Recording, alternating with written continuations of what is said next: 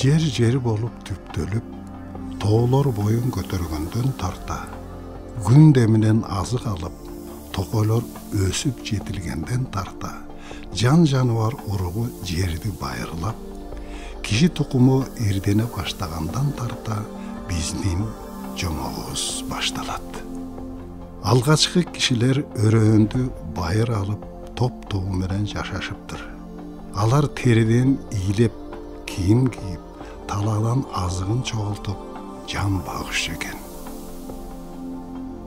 Ал эми тоону мекен кылып, ар асканын мээр чөбүн оттогун, мүйүздүү кайберендер маал-маалы менен өрөөнгө жайылып турушчу.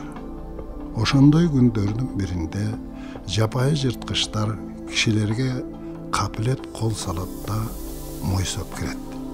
Ал эми кайберендер жырткычтарга жеткирбей дыр коюшат, кишилер болсо тоону карай качып бараткан кайберендерге суктанып, умсунуп кала беришет. Ошондон кийин алар кайберендердин артынан тоого көчөлү деп чечишет. Абышка кемпир, бала бакара түйшүктүү жолго аттанышат. Шамалдан ыктоо булактын жанындагы токойлуу түздүктөн орун алышат. Мурдагыдан башка шарт, башка жагдай. Ага көнүү кишиге кыйын. Антсе да кайберендердин жашоо агымын өздөрүнө үлгү кылып алууга даалаттанышат.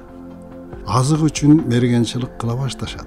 Бирок аңчылык мезгилин карманып, керегинен ашыган алчу эмес. Жаз алдында эликтер түлөп, Кураны мүйүзүн таштайт. Жазында мүйүздөрү жаңыдан өсүп, өздөрү кубатка толуп, эликке жүгүрөт.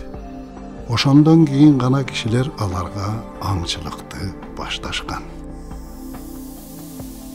Жаз этектей бугу маралдар жашаган карагайлуу орто жайлоолорго көчүшүп, аларга да аз-маз мергендик кылышчу.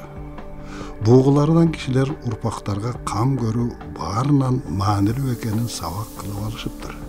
Ал эми жайында аркар кулжа оттогон чоң жайлоолорго көтөрүлүшөт. Аркарлардын мээр чөптөрдү тандап жегенин көрүп, кишилер дары чөптөрдү пайдаланганды үйрөнүшөт. Жай саратанда кишилер тоо эчкилерди жандап, бийик төрлөргө көчүп, конуш жаңылашчу экен. Тоо теке тоо эчкилер так чокуда туруп алып, күндүз көктү тиктегенин, түнү ай менен сырдашканын көргөн кишилер жараткандын дебин кабылдап башташкан экен.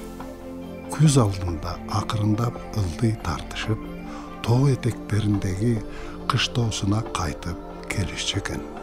Ошентип кишилер кайберендердин жолун улап, жаздоо, жайлоо, күздөө, кыштоо тутумун өздөштүрүп, көчмөн жашоосун түзүшүптүр. Ошол көчмөн доорлордо жайлоодо жалгыз бой аял көз жарып, көчтөн калып калат. Баласын бешикке бөлөп, бирок өзү үзүлүп кетерин сезет. Ошондо жакын жерде оттоп турган бууларга наристесин аманат таштап көз жумат. Маңкая басып келген марал бешиктеги баланы эмизет. Ал эми маркасы бешикти мүйүзүнө илип кишилерге алып келет. Кайтарында балага бир мүйүзүн калтырат. Ал мүйүздө бала ачка болгондо сүт толуп турчу экен. Ошол көчмөн эл бугу элик кийиктерди кайберен атап, аларга болгон урмат сыйын жана өз билимдерин ташка тартып, аскага чегип, урпактарга мурас калтырган экен.